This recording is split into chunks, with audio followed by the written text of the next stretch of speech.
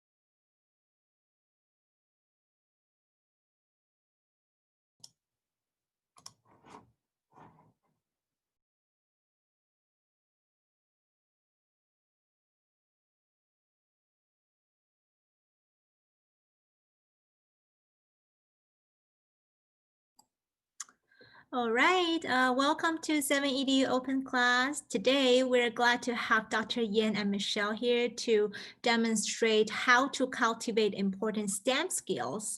There will be a 15 minutes QA session towards the end, so please stick around if you'd like to leverage that.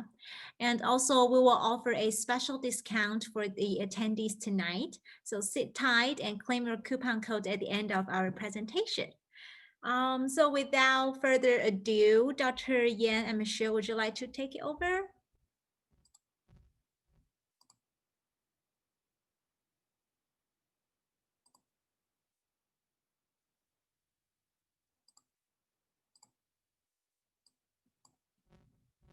All right, let me introduce Dr. Yan and Michelle first.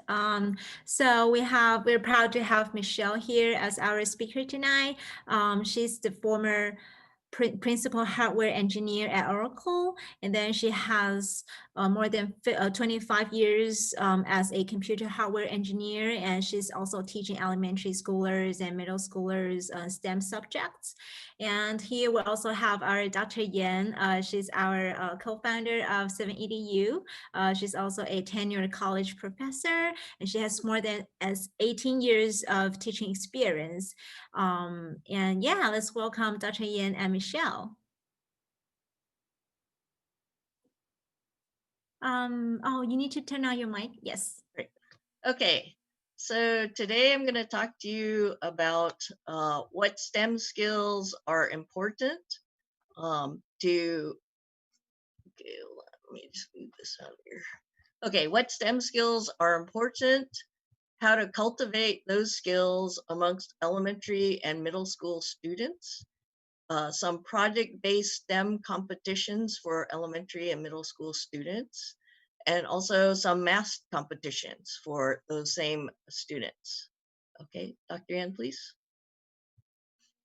Okay, for the important STEM skills, we've collected a list here.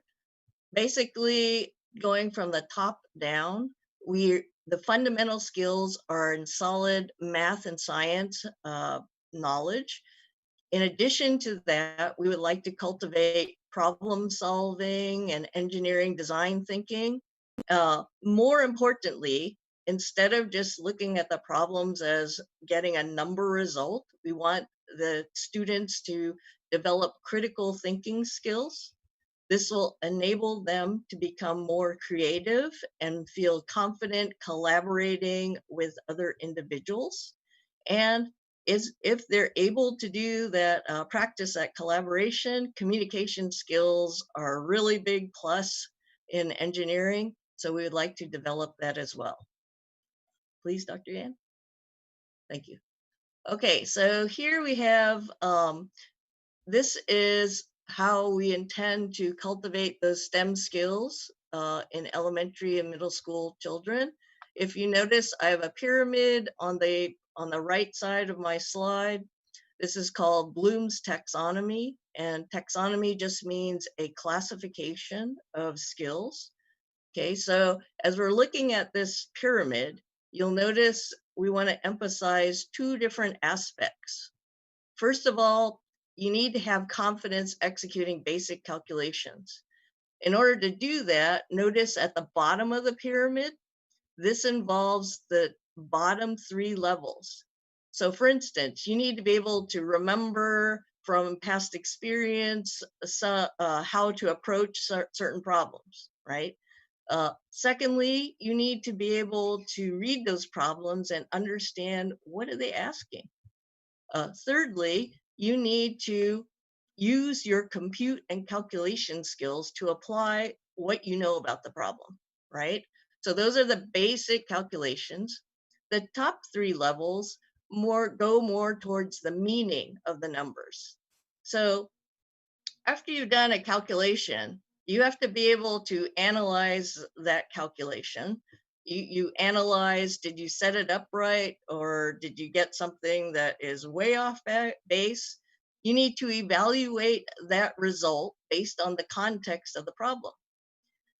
Everything together is used, all levels allow people to design their own problems and think through them as they gain these fundamental skills.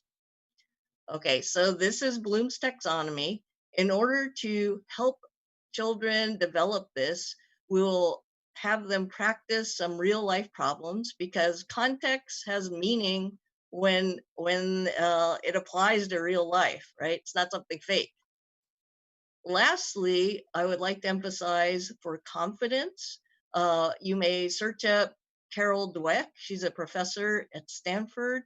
She is known for this term of growth mindset. What that means is you have to be, some of you probably are engineers, you have to be willing to do an iteration. You may not get the result your very first time. You need to feel confident that, oh, it doesn't work, I should try something else, and not be flustered by that. Okay, Dr. Yan, please.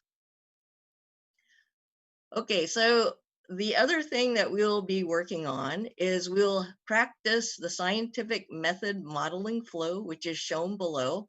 And we want that to become really familiar to the students so that they can draw on it for many different problems. They may draw on it for math problems, such as, a simple word problem or a math competition.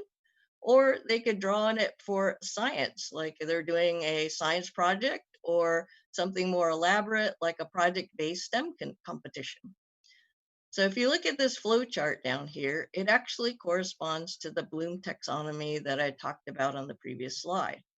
Okay, so I'm going to start from left to right, and we're going to go through this.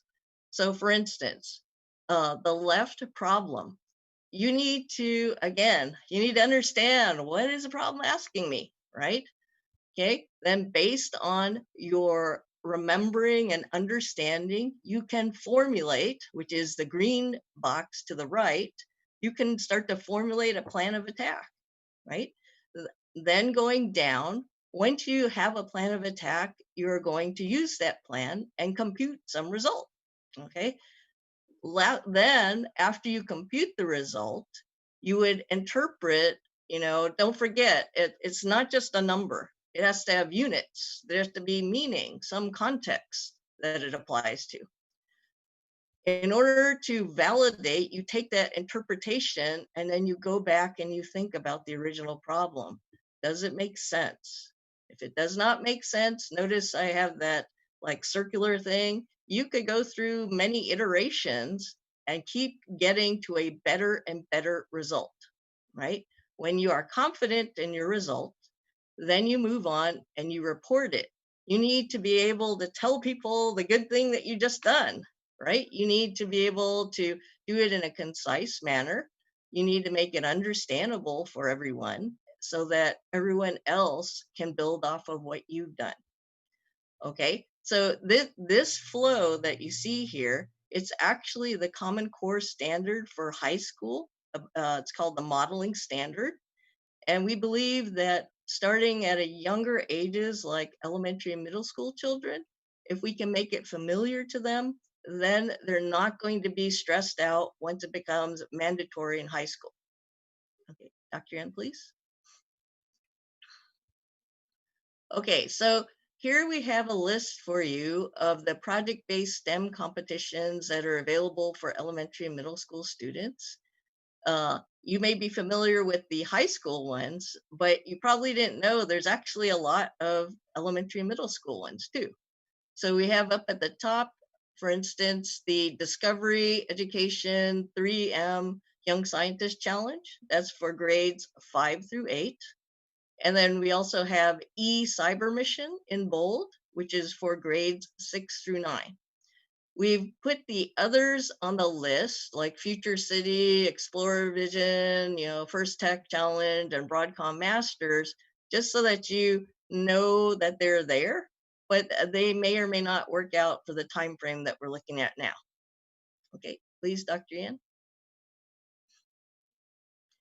Okay, so we had bolded in two of the list of the previous slide.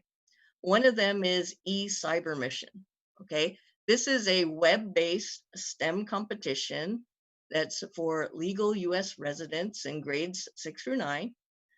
They need to attend either a U.S. public, private, or homeschool.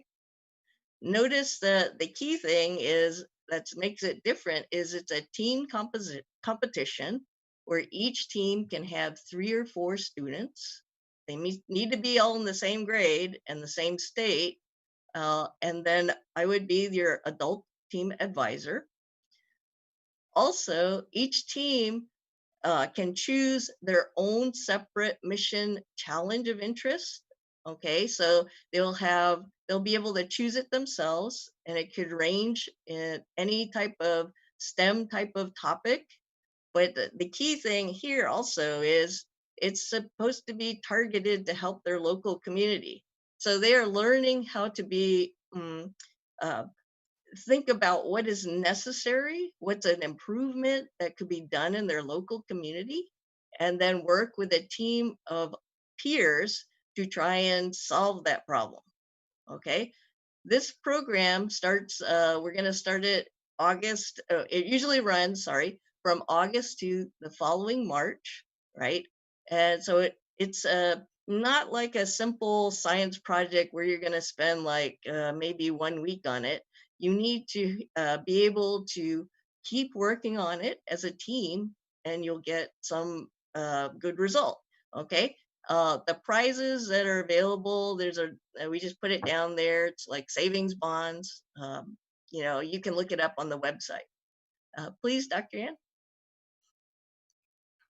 Okay, the second one we had bolded in is actually the Discovery Education 3M Young Scientist Challenge. Okay, this similarly is also a web-based competition. Notice that there's a slight overlap of the ages. Instead of 6 through 9, the grades 5 through 8. But similarly, it's for U.S. public, private, or homeschool students. The key difference between this and the ECybermission is that this is an individual competition. And notice there's a bit of an overlap. The challenge opens in December, right, and ends in May. So instead of ending in March, this one goes through to May. And again, you are, as a young scientist, you are trying to innovate. They will learn what is an innovation?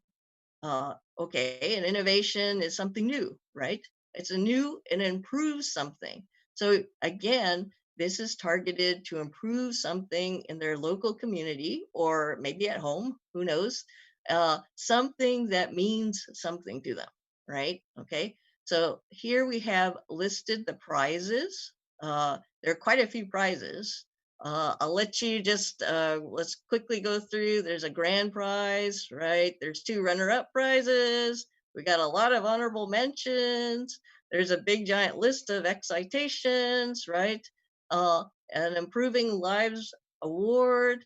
And notice that even the top 10 finalists, they could participate as in a mentorship with with a 3M scientist, okay?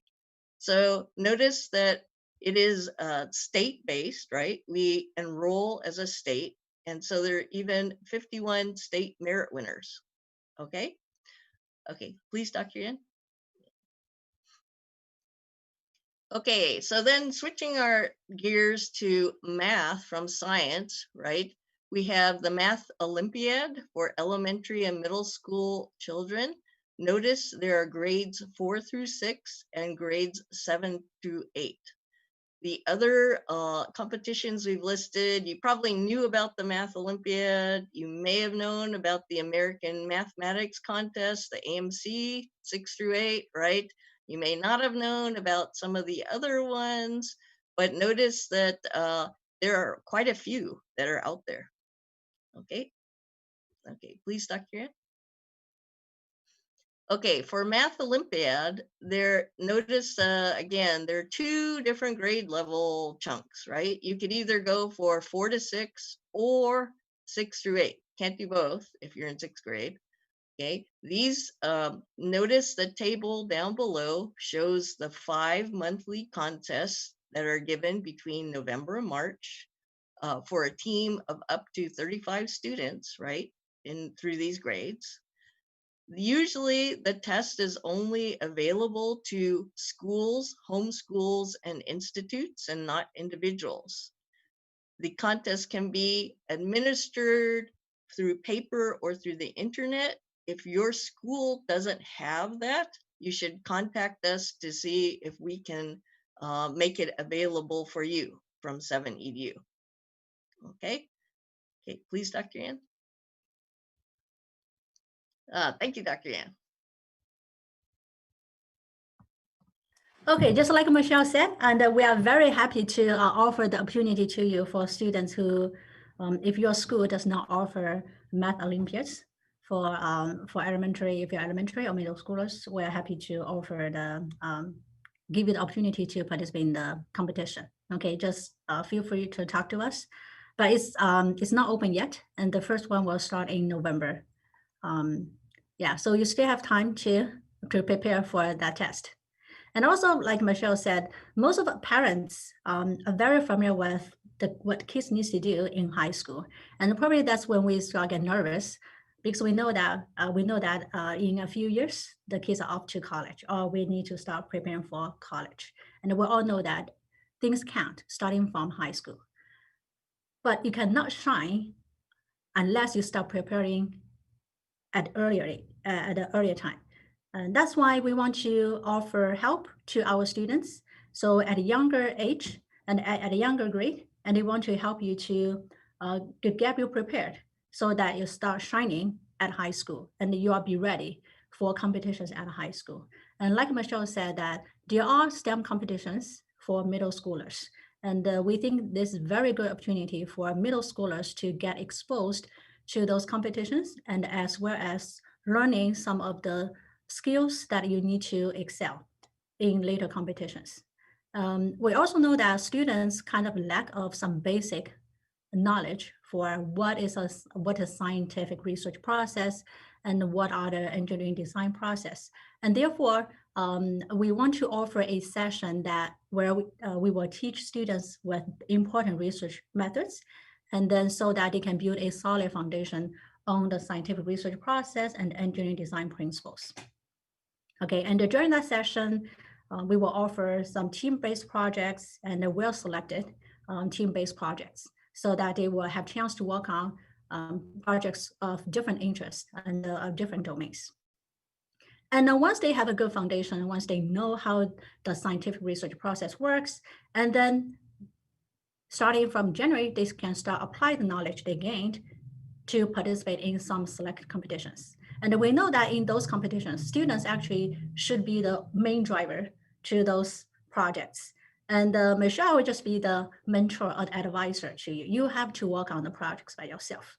And of course, as advisor, and Michelle will tell you that things probably you shouldn't go through certain projects may be too broad or too narrow. So she will give you the direction, also point you to the right direction. But again, you students are the person, are the people working on the projects. So what can students learn from through this process? And of course, like we said, and through these competitions, you actually can win some awards, some monetary awards. Very, you can see if you remember the grand awards for 3M, the youth challenge is $25,000. It's a very attractive award. But other than that, or probably more importantly, to help you be successful when you move on to high school, and if later on if you're interested in joining some high school competitions, and then you can gain some hand-on research experience guided by senior engineers. And then the course can help you foster your creativity and learning through working on interdisciplinary projects. And as you can see in our selected team projects, those projects require not just math knowledge or not just science knowledge. It requires different knowledge. So they are truly interdisciplinary projects. And probably you will learn something by yourself. You have to learn something by yourself, the things that you haven't learned at school. And then you also need to know how to do literature search and to find out what other people have done in the project you plan to work on. And of course, through team project, through those team-based projects, and you can develop your teamwork skills, and then how to solve real-life applications, complicated real-life problems. And then you also need to communicate your ideas and to present your ideas in different formats, right? So, and that can help you improve your communication and presentation skills in a support environment. And our teachers will give you suggestions or constructive comments on how you can improve the presentation, whether it's verbal or it's written presentation. And also, we know that math is a strong foundation. And that's why all the kids have to start learning mathematics at a very young age.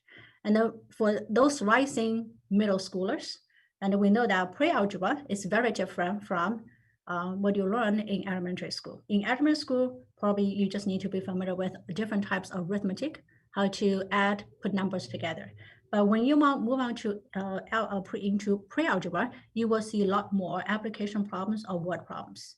And therefore, to make sure that our students or the students have laid strong foundation in pre-algebra, which is the foundation before you move on to algebra. And then we offer a pre-algebra course series. As you can see, that series has 4 sessions. And each of the sessions, there's a trajectory or there's a path to go through. And the concepts early on are the foundation for the later concepts. By the end of the series, students will learn more than 80% of the Common Core math curriculum for the entire middle school. You actually can finish that series. Sorry. You can finish that series within half a year.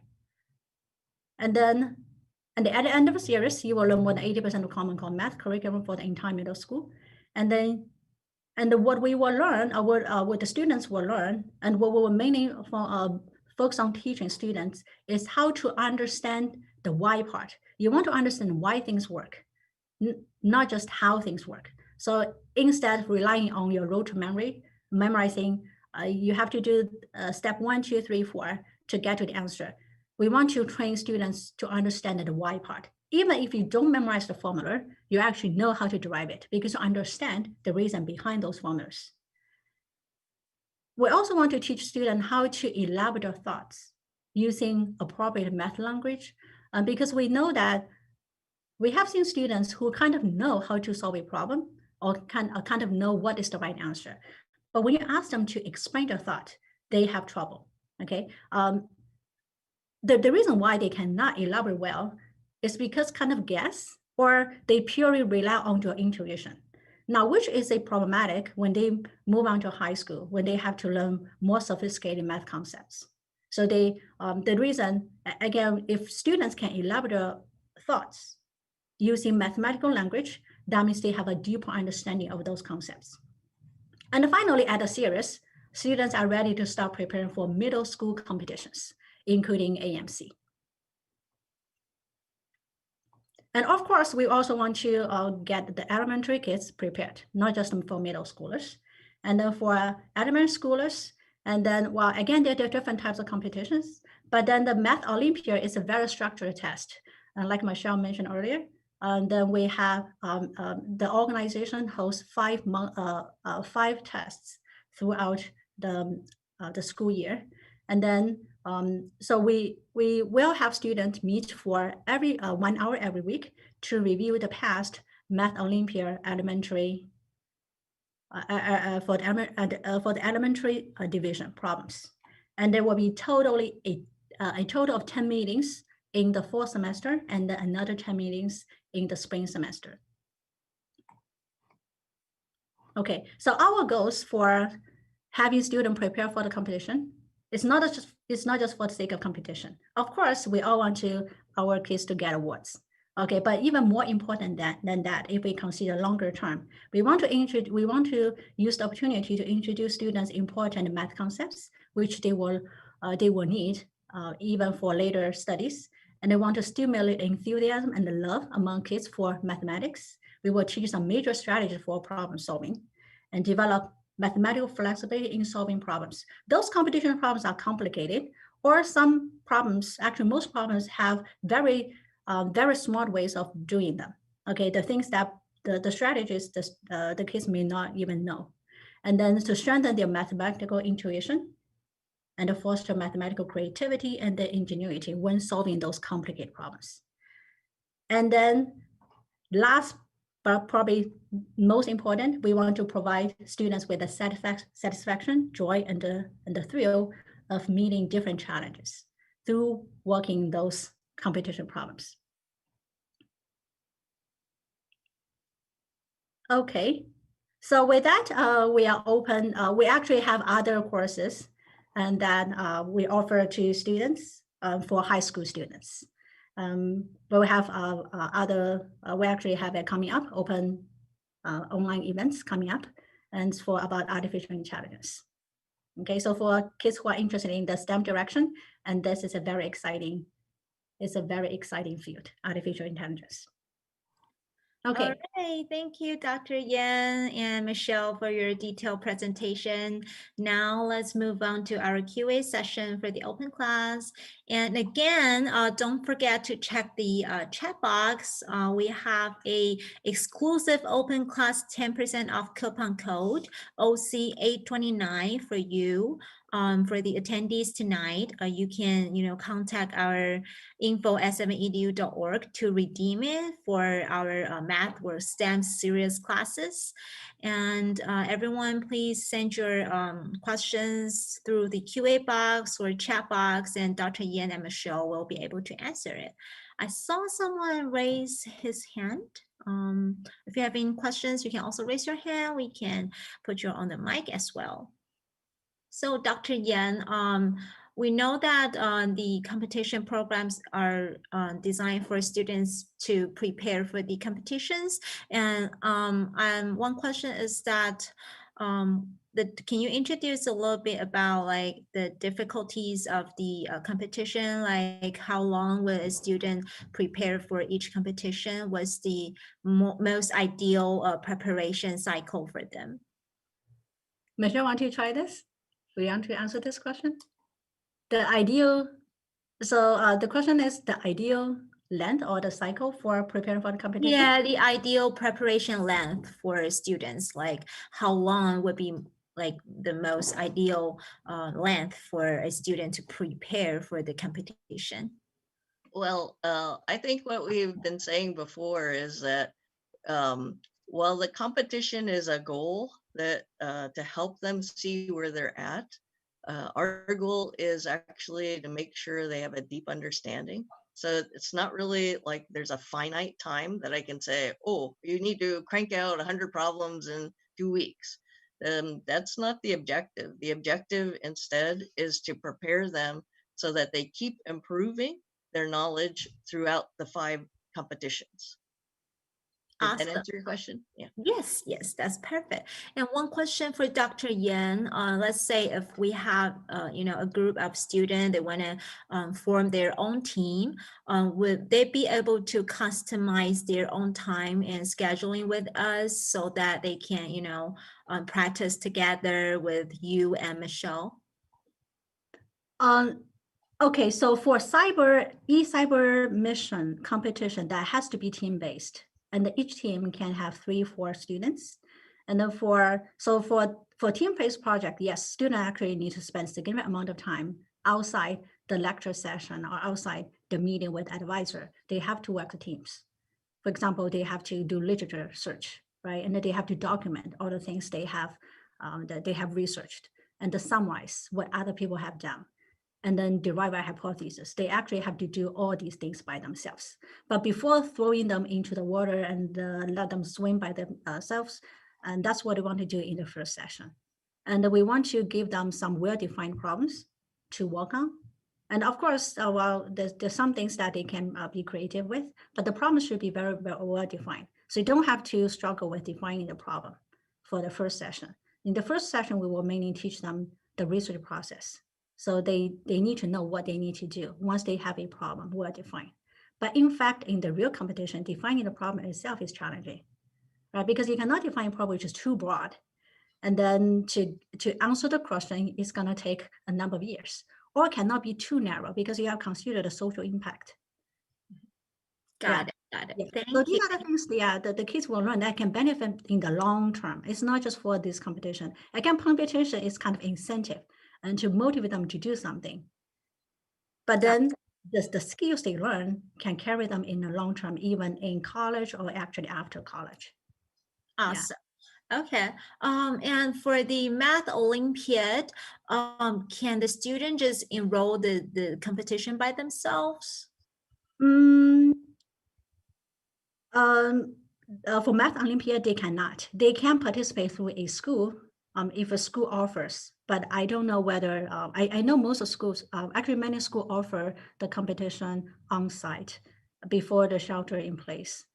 But nowadays, I don't know whether schools are still offering this competition. Okay, that's why I want to open up the opportunity for students. If they want to, if they really want to join the competition, but the schools don't offer the competition, and then we can offer them the opportunity. And they're taking a test, and yeah, we just need to send them the link and then ask them to join the competition. And this year they can do through the internet, so they can do the test online. Oh, got it. So to sum up what you just provide, the information you provide is that a student can just, go ahead and register for a Math Olympiad competition by themselves.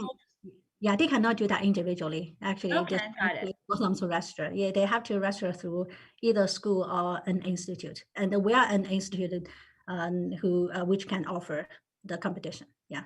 Awesome. So anyone and parents, if your kids are interested in the Math and Olympiad competition and your school is not offering that option, 7EDU, we are offering that option for you. And you can just welcome to, contact our student mentor or talk to Dr. Yan about the details. And we have one question towards the pre-algebra courses. So one parent is asking that we have, they say that we have algebra 2 and 3. They are curious about pre-algebra 1 class. Are we gonna have any openings in September?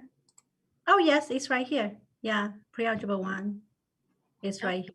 Yeah. Oh, actually, yeah, I think that one's left out. Yes, we have a pre-algebra 1 coming up in September. Yeah. Okay, so how do we decide if the students will go to 1 or 2 or 3? Okay, that's a very good question. Usually students want to get in the middle, but actually I had a few students who started from algebra 2, pre-algebra 2, but well, some for those students, yes, they can follow the concepts, but whenever there were concepts testing, concepts related to the pre-algebra part, especially for number theories, and they really had struggles. So my philosophy, and based on my experience with teaching many high school students, is that I really don't think you want to push your kids to be too fast in the math track. You want to make sure they have a solid foundation, right? So even you finish all the entire series, it just take you, say this is 8 weeks, another 8 weeks. So basically 32 weeks, that's just about a 6 month, right? And maybe a little bit more than 6 months.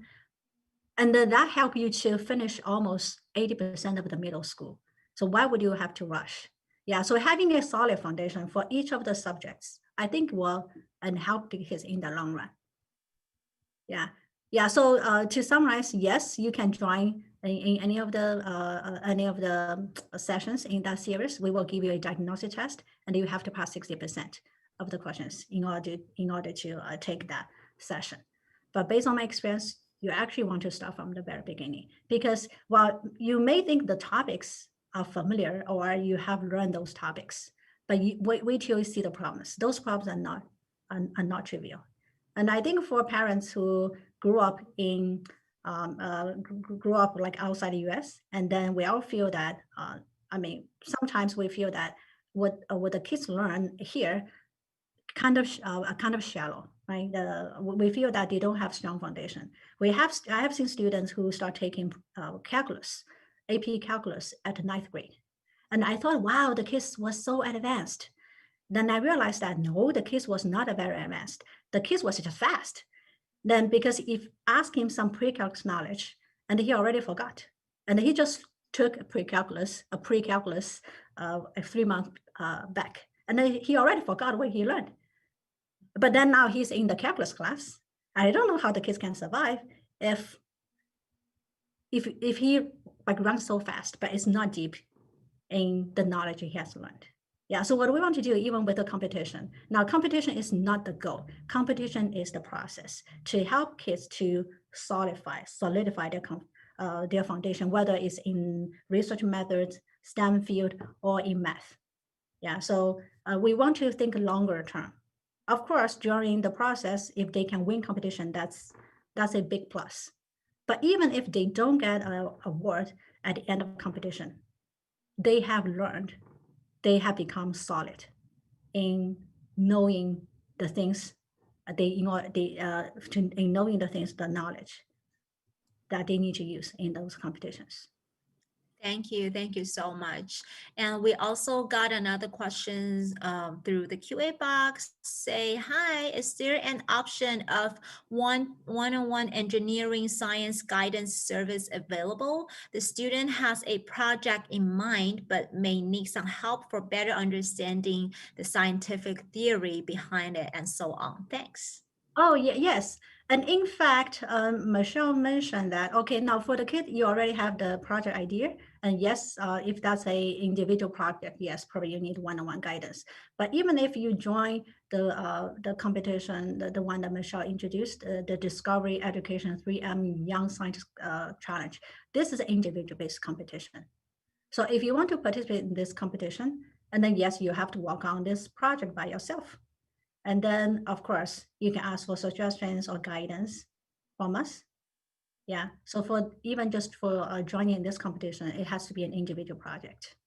But of course, we know that in real life, most of projects, sophisticated projects, are done by a team. Yeah, so we think ECybermission, this competition offers a team-based competition, and this competition also has is very variable compared to individual competition. Okay, thank you. And you also got another question said that are these the only options for only competition options for middle schoolers? Are there any other options? Oh, there are a lot more. And Michelle had went over this slide with different competitions. Okay, now some of the competitions you have to join through your school teacher, and that's why we rule out those opportunities and rule out those competitions. You have to, because the requirement is the mentor has to be your school teacher. So in that sense, you have to ask your school teacher and to be your advisor. And the Broadcom Masters, this is also a very well-known STEM competition, and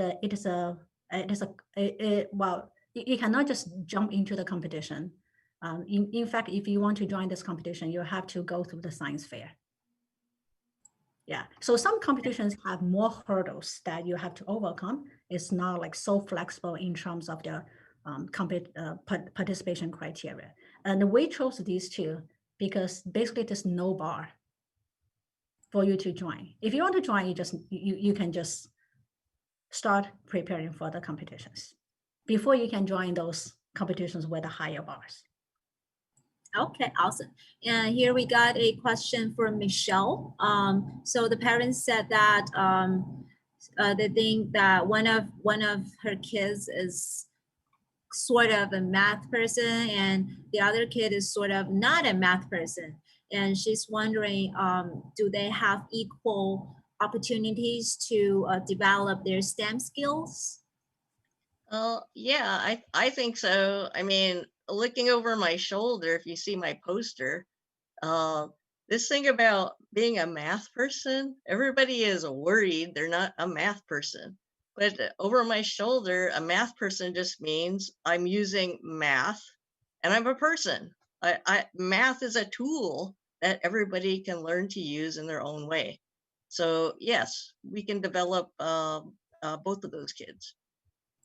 Okay, and then another question is that if my kid think that he or she is not a math person, how can I lead or nurture their STEM interest to make this more interesting or funny to them?